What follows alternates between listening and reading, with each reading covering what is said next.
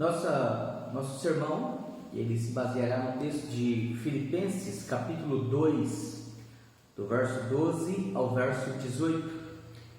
E nós estaremos falando sobre o desenvolvimento da salvação. Filipenses 2, do verso 12 ao verso 18.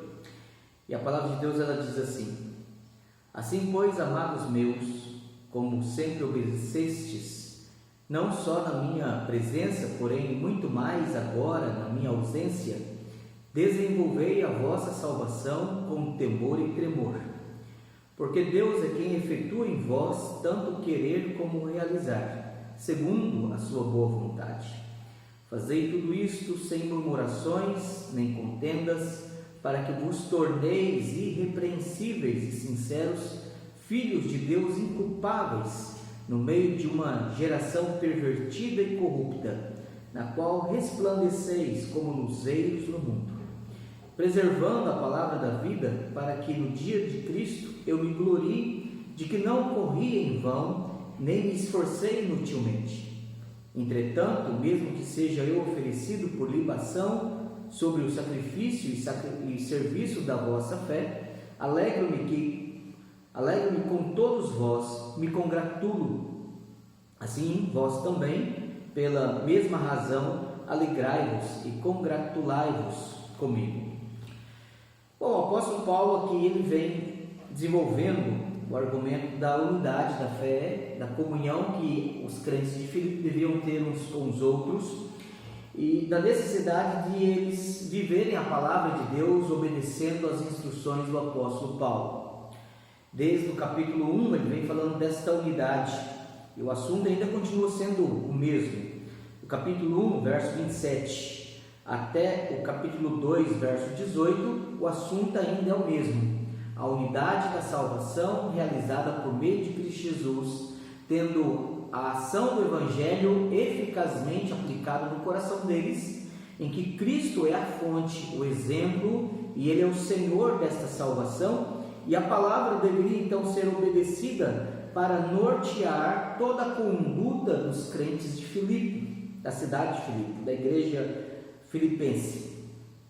Quando nós chegamos aqui então no verso 12 ao verso 18, nós temos o apóstolo Paulo agora concluindo esta mensagem, esta instrução a respeito da unidade da fé, da unidade da comunhão do povo de Deus, tendo como Cristo, e Cristo não só como exemplo, mas Ele sendo o centro, Ele sendo o ponto de convergência, onde todos nós olhamos, onde para todos nós encaminhamos e de onde todos nós nos alimentamos, porque todos nós estamos unidos com Cristo. E quanto mais nós estamos unidos com Cristo, nós também estamos mais próximos uns dos outros e unidos uns aos outros por meio de Cristo Jesus. Por isso que ele começa então no verso 12 dizendo: assim pois, amados meus, né? Então ele está concluindo o que ele vem dizendo até agora. Desde o capítulo 1, verso 27, ele vem desenvolvendo o argumento. O verso 12 ao verso 18, agora no capítulo 2, ele vai para a conclusão. E na conclusão ele diz: como sempre obedeceste, não só na minha presença, porém agora muito mais na minha ausência. Nós sabemos que Paulo ele estava preso. E ele estava preso sabendo que possivelmente ele morreria, ele estaria sendo condenado, e a sua condenação resultaria na sua morte. Ele, desde o capítulo 1, quando ele diz então que ele sabia que ele gostaria de estar com aqueles irmãos, conviver com eles, instruí-los mais, andar uma jornada de discipulado mais com eles, mas ele sabia, e ele diz isso no capítulo 1, verso 20 ao verso 21, ele deixa bem claro que a sua expectativa e os rumores de uma morte muito próxima era uma mensagem, era um comunicado que já era conhecido dele. Ele diz: segundo a minha ardente expectativa e esperança de que em nada serei envergonhado, antes com toda ousadia, como sempre, também agora será Cristo engrandecido no meu corpo, quer pela vida, quer pela morte. Portanto, para mim, o viver é Cristo e o morrer é lucro. E ele agora, de dentro da cadeia, ele pode consolar os irmãos, aqueles crentes da igreja de Filipos, inclusive já preparando-os para a sua própria morte. Agora ele vai dizer, então, não só na minha presença, mas na minha ausência. Certamente ele estava se referindo à ausência, não só à ausência de distância, mas uma ausência realmente realizada pela morte. E a primeira ordem que ele dá, aquele que se encontra no verso 12, ele diz: desenvolvei a vossa salvação com temor e tremor. A primeira coisa que nos vem à cabeça, e uma dúvida comum, quando nós lemos essa afirmação do apóstolo Paulo no verso 12, é se é possível nós cooperarmos com a nossa salvação. Se a nossa salvação depende de nós, se Deus ele pode realizar essa salvação sem a nossa ação. E em que sentido isso acontece? E em que sentido também a nossa salvação ela tem a nossa participação? Em que sentido então nós somos chamados à salvação e nessa salvação nós somos então participantes dela? E se nós dependemos, se Deus depende de nós, ou se Ele realiza todas as coisas em nós? Bom, observe bem, o texto aqui diz: desenvolvei a vossa salvação com temor e tremor. Primeira verdade que nós podemos observar aqui no texto é que o desenvolvimento da nossa salvação se dá sob a soberania de Deus. A nossa salvação se dá debaixo da soberania de Deus. Deus ele é soberano. Deus ele é Senhor sobre todas as coisas. Deus tem tudo sob o controle de suas poderosas mãos. Tudo acontece por aquilo que Ele quer realizar. Tudo está debaixo do seu controle. Então nós devemos observar que a palavra de Deus ela é soberana, a vontade de Deus ela é soberana, e Deus ele é grandiosamente soberano para conduzir todas as coisas que Ele quer. Observe bem que a palavra de Deus ela diz que nós devemos desenvolver a nossa salvação com temor e temor. Mas a autoridade, a glória, a soberania está em Cristo Jesus. Observe bem que no capítulo 2, do verso 5 ao verso 8, nós temos a obra de Deus realizada em Cristo. E esta obra de Deus realizada em Cristo, toda ela aconteceu como Deus quis. Cristo foi enviado no tempo certo, na plenitude dos tempos. Foi cumprido todas as promessas, todas as profecias acerca de Cristo. Cristo sofreu tudo aquilo que lhe estava proposto. Ele realizou toda a obra, toda a obediência da lei. Ele sofreu todas as agonias do inferno no nosso lugar. Ele foi humilhado até a morte de cruz, sendo sepultado e permanecido à morte até o terceiro dia. Isso tudo estava debaixo do controle de Deus. Como é que nós sabemos disso? A palavra de Deus lá em Atos capítulo 2, Atos capítulo 2, verso 22 ao verso 24, diz assim: varões israelitas, atendei a estas palavras. Jesus o Nazareno, varão aprovado por Deus diante de vós com milagres, prodígios e sinais, os quais o próprio Deus realizou por intermédio dele entre vós, como vós mesmos sabeis, sendo este entregue pelo determinado desígnio e presciência de Deus. Vós o mataste, crucificando por mãos de iníquos, ao qual porém Deus ressuscitou, rompendo os grilhões da morte, porquanto não era possível fosse ele retido por ela. Observe bem que nós temos aqui três afirmações da soberania de Deus. Verso 22, nós vemos então que Deus realizou através de Cristo milagres, prodígios e sinais. Então Deus mostrou a sua grandeza, o seu controle, o seu domínio sobre toda a criação, ressuscitando mortos, curando enfermos, transformando água em vinho, realizando coisas poderosas. A soberania de Deus declarada e manifesta sobre toda a criação. No verso 23, Cristo foi morto e ele morreu somente no momento em que Deus quis. O verso 23 diz: sendo ele entregue. Cristo não foi meramente preso, Cristo não foi pego, Cristo não sofreu uma cilada, Cristo foi entregue por Deus o Pai. Romanos 8, verso 31 em diante, até o verso 36, diz que Cristo foi entregue pelo Pai.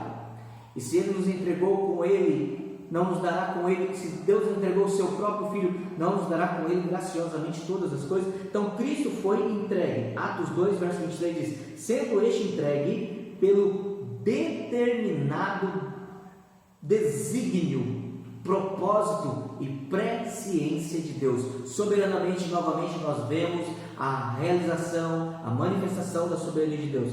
E em terceiro lugar, aqui você vê no verso 24, Deus ressuscitou, rompendo os grilhões da morte. Novamente uma manifestação da soberania de Deus. Atos 2, verso 22 a 24, fala da soberania de Deus, então, no controle sobre a criação, na manifestação redentora do seu Filho e na consumação desta obra em vencer a morte, o nosso último inimigo. Por isso que em Filipenses 2, do verso 5 ao verso 8, fala que ele se humilhou até a morte e morte de cruz. Mas observe bem que o verso 9 ao verso 12, nós temos que este Jesus, nosso Senhor, que morreu sob a autoridade e cumprindo o desígnio, o propósito do Pai, ele também foi exaltado. Ele não somente foi humilhado, mas ele também foi exaltado sobre todas as coisas, de maneira que o seu nome, sobremaneira que ele deu o nome que está acima de todo nome, para que sobre o nome de Jesus se dobre todo o joelho. A soberania de Deus agora manifesta em Cristo Jesus. Jesus agora sendo entronizado à direita de Deus Pai, ele governa todas as coisas, ele é Senhor sobre todas as coisas, de modo que esta soberania de Cristo evoca, exige de nós adoração, e toda língua confesse que Jesus Cristo é Senhor. Ele é Senhor para a glória de Deus Pai. Assim, aí vem o verso 12: assim, pois, amados meus, como sempre obedecestes, obedecemos o que? Adorando a Deus, cumprindo a vontade de Deus, obedecendo a autoridade da palavra de Deus, agora desenvolvei a vossa salvação com temor e tremor. Nós devemos desenvolver a nossa salvação sob a soberania de Deus. É Deus quem faz todas as coisas, é Ele quem preparou toda a salvação, é Ele que antes da fundação do mundo escolheu todas as coisas e preparou toda sorte de bênçãos que estão preparadas e guardadas nas regiões celestiais para nós. Então é Deus quem preparou todo o plano da salvação, é Deus quem enviou o seu Filho, é Deus quem agora redimiu-nos, pagando o preço pelo nosso pecado, fazendo com que seu Filho morresse no nosso lugar e substitutivamente Ele pudesse no nosso lugar sofrer a ira que merecidamente era nossa por condenação, para que agora nele, em Cristo, pudéssemos receber o perdão dos nossos pecados, sermos declarados justos, reconciliados com Deus e aí sim salvos pela graça em Cristo Jesus. Observe bem que na teologia geralmente se fala do que é chamado de ordem da salvação. A ordem da salvação é o processo como a salvação desenvolve em todos os crentes, em todos os eleitos de Deus. Todos nós. É claro que há diferentes momentos, há diferentes experiências, há diferentes circunstâncias em que Deus aplica em nós a salvação que Ele promete na sua palavra. Alguns se convertem crianças, outros se convertem jovens, outros se convertem na velhice. Alguns se convertem lendo a Bíblia, outros se convertem em culto, outros se convertem lendo um livro de boa literatura e boa doutrina cristã, outros se convertem ouvindo rádio, outros se convertem às vezes em alguma situação de constrangimento, de dor, de tristeza, de perdas. Outros se convertem em momentos de tranquilidade, outros se convertem em momentos de curiosidade, como foi o caso de Moisés, que subiu ao monte para saber o que estava queimando naquela sarça e ela não apagava. Então, o modo como, as circunstâncias como, as situações como Deus realiza, a nossa conversão muda, mas a ordem como a salvação é aplicada em todos e cada um de nós é a mesma ordem. Esta ordem da salvação, ela acontece da seguinte forma: primeiro nós devemos lembrar que antes da fundação do mundo fomos escolhidos por Deus, ponto. Mas essa escolha é algo fora de nós. O que fala a ordem da salvação é como que aquilo que Deus preparou em Cristo, realizou em Cristo, Ele agora aplica em nós pelo Espírito Santo. Então a primeira coisa que Deus faz é regenerar. Ele nos regenera, Ele implanta vida em nós. Lembrando que lá em Efésios 2, verso 1 diz: portanto, vocês que estavam mortos nos seus delitos e pecados. Todo ser humano ele nasce naturalmente morto. Todo o ser humano, ele naturalmente, descendente de Adão, está sob a sentença da condenação e da maldição de Adão, que o pecado original, que todos nós nascemos com ele, já traz sobre nós a condenação da morte, porque o salário do pecado é a morte, e todos nós pecamos, estamos destituídos da glória de Deus. Então observe bem que todos nós, a primeira coisa que Deus faz em nós, aplicando a salvação dele em nós, é aplicando em nós pelo Espírito Santo a vida de Cristo Jesus. Ele é o autor da vida. Ele então implanta a vida em nós. Esta vida agora, regenerados, nos prepara para receber a palavra. Agora nós estamos vivos, nós nascemos de novo. Então, em algum momento, por causa do contato com a palavra, e em contato com a palavra, em alguma circunstância, em algum momento, de alguma forma, o Espírito usa da palavra e ele então produz em nós fé e arrependimento. Nós então somos levados a crer em Cristo Jesus, a reconhecer quem é Ele, a entender quem é Ele, a submeter a soberania dEle, a aceitar a obra dEle sobre nós e a estabelecer uma aliança com Ele. Ao mesmo tempo, simultaneamente, nós temos uma percepção de quem nós somos, do como pecadores, ofensores de Deus, merecedores da condenação, inimigos de Deus, vivemos debaixo da ira de Deus e que se nós não clamarmos a sua misericórdia e corrermos para Ele, nós resultaremos em condenação e morte eterna. Então a palavra ela começa então nos falando sobre essa regeneração, que Deus agora, em contato com a palavra, o Espírito vai produzir em nós verdadeira fé e arrependimento. O exercício desta verdadeira fé e arrependimento produz em nós conversão.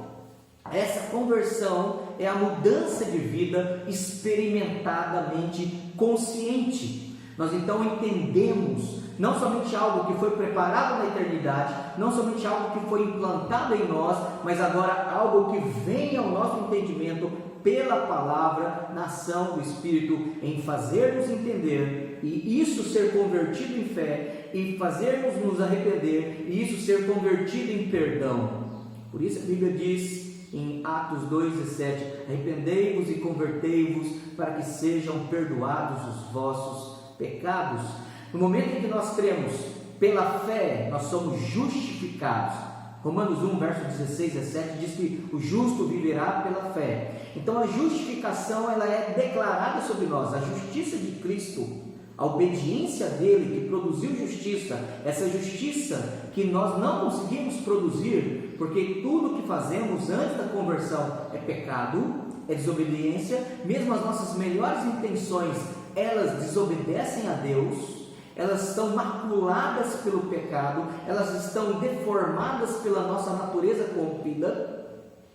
Agora, convertidos, nós temos pela fé, recebemos a justiça de Cristo, nós somos declarados justos, ou recebemos o que é chamado de justificação. A justiça de Cristo é atribuída a nós, mas não somente a justiça. nós somos adotados como filhos de Deus. Nós recebemos espírito de adoção. Nós agora somos não somente perdoados da condenação do nosso pecado, nós não somente somos livres do tribunal da justiça, mas nesse mesmo tribunal nós somos declarados filhos do Deus Altíssimo. Mas observe que regenerados, convertidos, e a conversão envolve fé e arrependimento, nós somos justificados e adotados, e agora inicia em nós uma santificação progressiva.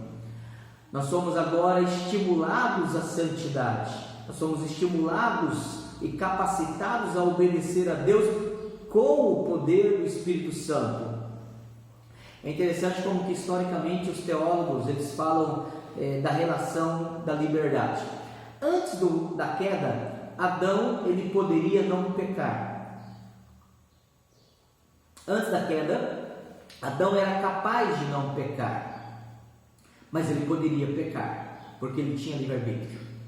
Depois da queda, Adão perdeu essa liberdade perfeita, e ele tornou-se escravo do pecado. Ele e nós, a sua descendência, nos tornamos escravos do pecado.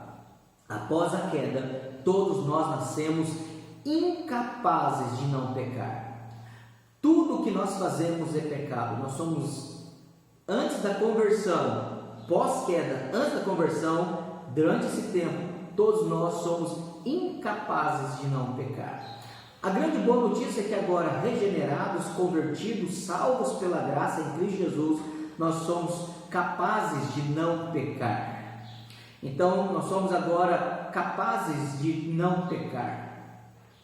E só que o grande detalhe, nós somos capazes de não pecar, mas somos capazes de pecar. Quando nós formos ressuscitados, glorificados, nós seremos incapazes de pecar. Então, observe bem, Adão era capaz de não pecar. Ele era capaz de não pecar. Após a queda, Adão se tornou incapaz de não pecar. Regenerados, agora nós somos capazes de não pecar. Quando nós somos glorificados, nós seremos incapazes de pecar. Mas a capacidade que nós temos hoje de não pecar é por causa do poder e da liberdade dos filhos de Deus, manifesto pelo Espírito Santo em nós. Então, é nesse sentido soberano, na soberania de Deus, a palavra diz: desenvolvei debaixo da autoridade de Cristo, debaixo da confissão do senhorio de Cristo, para a glória de Deus Pai, é que todos nós então podemos desenvolver a nossa salvação. E aí observe bem, a regeneração é uma obra exclusiva de Deus. Ela é exclusiva de Deus. Mas devemos lembrar que a fé é dom de Deus. Nós não temos fé naturalmente em nós. O homem ele é crédulo. O homem ele tem uma capacidade de crer, mas fé é algo muito maior do que credulidade. Fé é o verdadeiro conhecimento do Evangelho em Cristo Jesus. Fé é uma concordância verdadeira com a palavra e com o senhorio de Cristo. Fé é uma submissão absoluta debaixo da autoridade de Cristo Jesus no conhecimento da palavra. Isso é verdadeira fé. Então, fé é dom de Deus. Arrependimento é algo que Deus realiza em nós. A justificação é uma obra, e a justificação e a adoção é uma obra exclusiva de Deus, decretando, declarando e atribuindo a nós aquilo que pertence e foi produzido por Cristo. E a santificação é algo que o Espírito estimula em nós pelos meios de graça, pela palavra, pela oração e pela ceia do Senhor. Então, esta obra vem de Deus. Mas observe bem, a fé e o arrependimento e a santificação, fé, arrependimento e santificação, são obras que iniciam em Deus, são obras que vêm de Deus, são obras implantadas em nós, mas elas são obras que, estimuladas em nós pela ação do Espírito Santo, exigem de nós o exercício delas. Nós devemos exercer fé, nós devemos exercer arrependimento, nós devemos exercer santificação.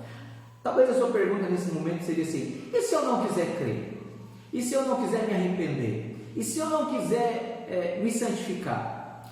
É impossível que os verdadeiros filhos de Deus, os verdadeiros crentes, eles não exerçam essas coisas. Primeiro, porque a fé foi implantada, ela flui em nós. O arrependimento ele é implantado, ele flui em nós. A santidade, ela é implantada, ela flui em nós. Mas é verdade que há um ponto de responsabilidade, porque não é algo automático, natural. Nós sentimos necessidade de crer em Cristo Jesus. Nós sentimos necessidade de amar a Cristo Jesus. O verdadeiro salvo, ele sente necessidade de ter intimidade com Cristo Jesus. O verdadeiro salvo, ele sente vergonha, tristeza, ele perde a sua força, ele perde o seu vigor, ele perde a sua alegria quando ele peca contra Deus, ele peca contra o Pai, o Filho e o Espírito Santo. Ele torna-se abatido. Então, observe bem, fé, arrependimento e santidade são necessidades vitais que foram implantadas em nós pelo Espírito Santo e que nascem junto com a obra do Espírito Santo em nós. É por isso que Paulo diz: desenvolvei a vossa salvação com temor e tremor. Então não é simplesmente desenvolver a salvação no sentido de a gente vive de qualquer jeito, a gente anda de qualquer jeito, né? Eu sou salvo mesmo, eu posso viver de qualquer jeito. A ideia não é essa.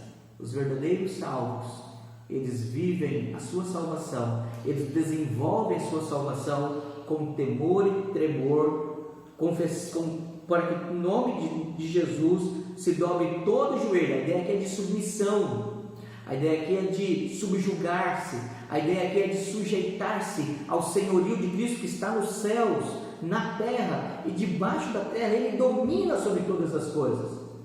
E toda língua confesse que Jesus Cristo é Senhor, para a glória de Deus Pai. Então, em primeiro lugar, o desenvolvimento da nossa salvação, ela ocorre debaixo da soberania de Deus. Em segundo lugar, aí agora o verso 13, o desenvolvimento da nossa salvação se desenvolve sob a influência de Deus, né? Sob a influência de Deus.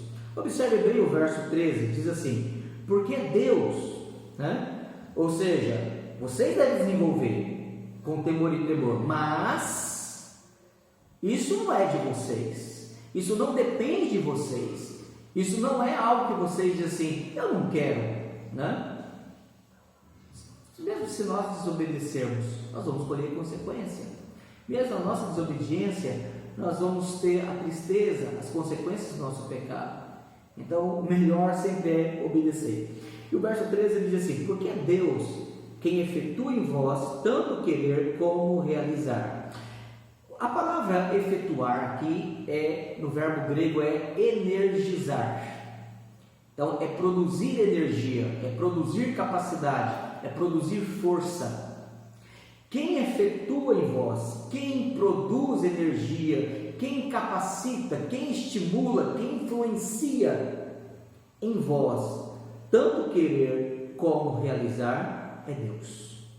É Deus quem faz com que todas as coisas aconteçam. É Deus quem abre o nosso coração. Lá em Atos capítulo 16, nós lemos a respeito de Lídia, vendedora de púrpura. E a palavra de Deus diz que eles estavam então pregando o evangelho na cidade de Troade, na cidade de Filipos, perdão. E verso 14, Atos 16, verso 14: certa mulher chamada Lídia, da cidade de Tiatira, vendedora de púrpura, temente a Deus, nos escutava. O Senhor lhe abriu o coração para atender as coisas que Paulo dizia. É Deus quem abre o nosso coração, é Deus quem implanta a vida em nós, é Deus quem produz em nós o querer, é Deus quem produz em nós a tristeza pelo pecado, é Deus quem produz em nós a alegria pela santidade, é Deus quem produz em nós a certeza da salvação, É Deus quem produz em nós a segurança do seu amor. É Deus quem produz em nós o cuidado e a preservação de todas as coisas. É Deus quem produz em nós. É Deus. Então nós devemos lembrar que a nossa salvação, o desenvolvimento da nossa salvação se dá sob a influência de Deus. Então, quando nós temos fé, a Bíblia diz, creia, né? Fé é dom de Deus, mas Deus diz na sua palavra, creia em Cristo Jesus, creia na minha palavra. Então observe bem, Ele me dá fé, Ele me dá o conhecimento da verdade, Ele me dá a confiança da verdade, Ele me dá a submissão à verdade em Cristo Jesus, e Ele mesmo me dá aquilo que Ele exige de mim. Ele me dá aquilo para que Ele me ordena a obediência. Então é Ele quem efetua, é Ele quem energiza tanto o querer como o realizar. Então nós queremos a santidade, nós queremos viver a vontade de Deus, nós queremos amar a Deus, nós queremos obedecer a Deus, nós queremos ter intimidade com Deus, mas nós só conseguimos fazer essas coisas porque é Deus quem opera, é Deus quem energiza, é Deus quem nos capacita. E aí o verso 13 encerra dizendo, segundo a sua boa vontade. E aqui nos alerta algo interessante. Você pode dizer assim, pastor, então todos os crentes eles vão continuar crescendo progressivamente nessa santificação sem nunca ter quedas? Infelizmente a experiência e o ensino da palavra nos mostra que nem sempre é assim. O desejo, a alegria seria que a nossa vida fosse continuamente crescente, sem nunca termos queda, sem nunca termos momentos de fraqueza, de vergonha, de escândalos. Mas a palavra nos mostra que mesmo os heróis da fé, eles foram homens falhos, homens que caíram, homens que tropeçaram, homens que se envolveram em grandes escândalos, homens que trouxeram tristeza. Se nós abrirmos, por exemplo, lá em Hebreus, capítulo 11, passamos uma breve observação nos heróis da fé. Hebreus capítulo 11, e a partir lá do capítulo 11, do verso 7, pela fé Noé foi divinamente instruído acerca da arca.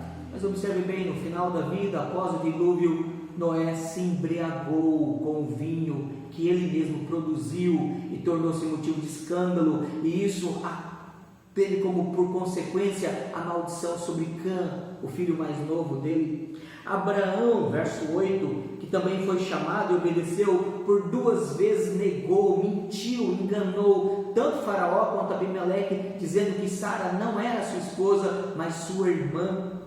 Nós olhamos então também agora Jacó, que mentiu, que era um enganador, que era um trapaceiro, que era um usurpador.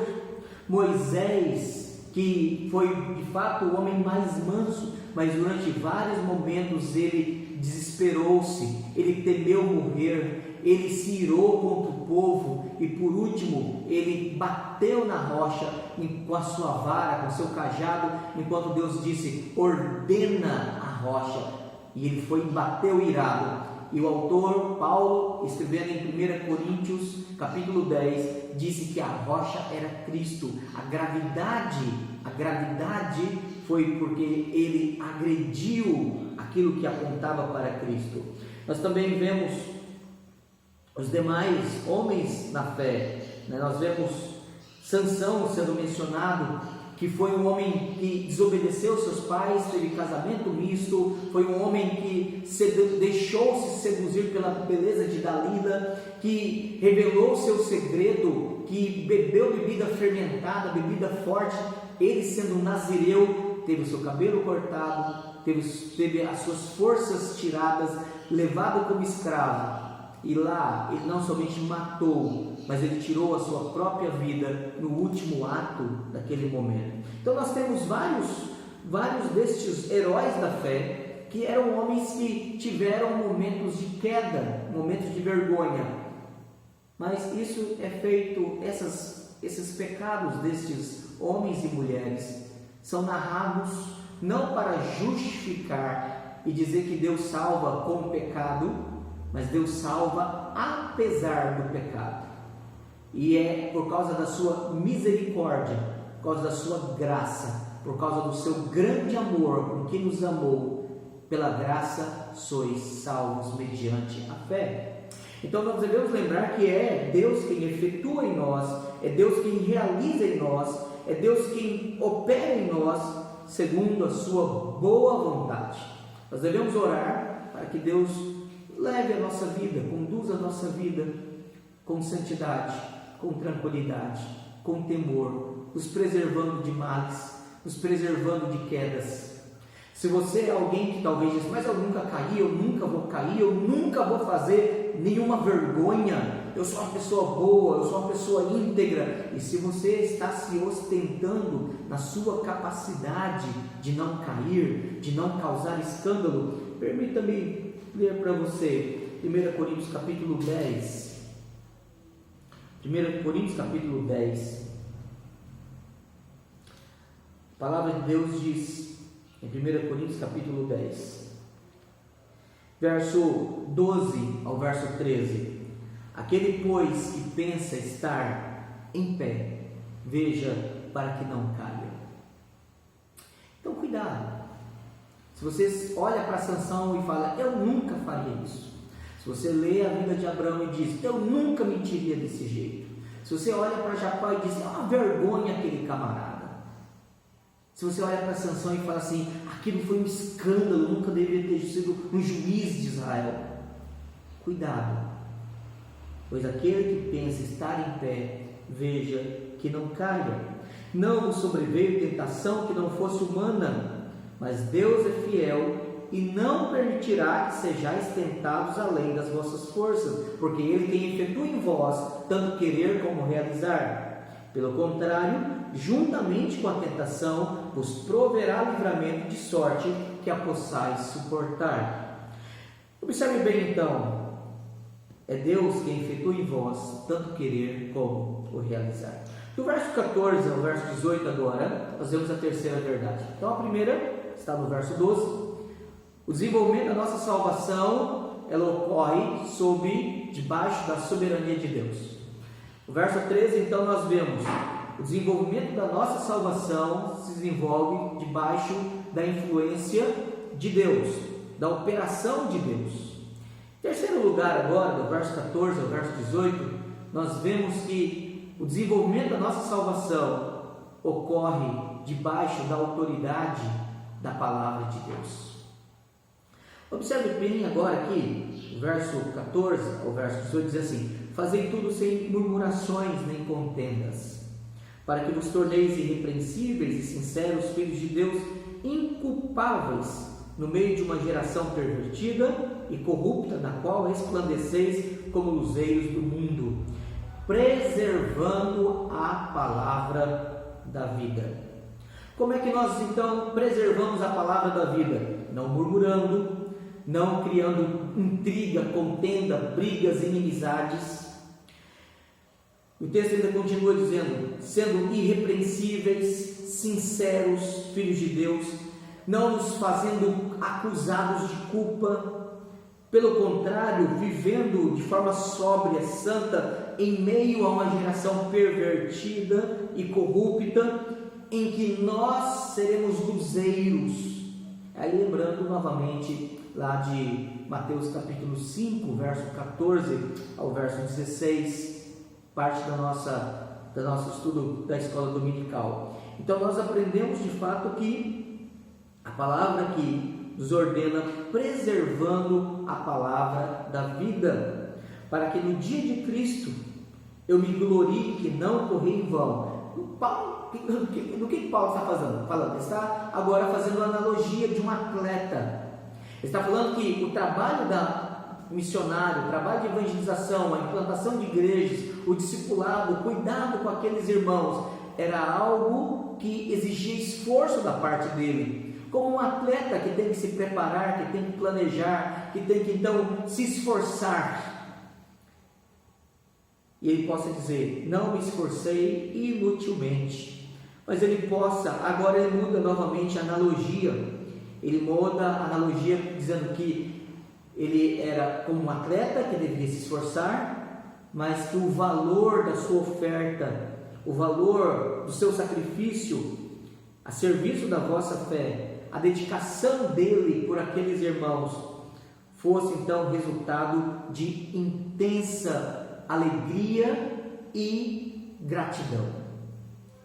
Bom, o desenvolvimento então da nossa salvação se dá debaixo da autoridade da palavra de Deus, e isso ocorre por uma conduta ética cristã. Nós não podemos dizer que somos salvos e não podemos provar e evidenciar a nossa salvação se nós não tivermos frutos de justiça. Jesus disse: você conhece a árvore pelo seu fruto.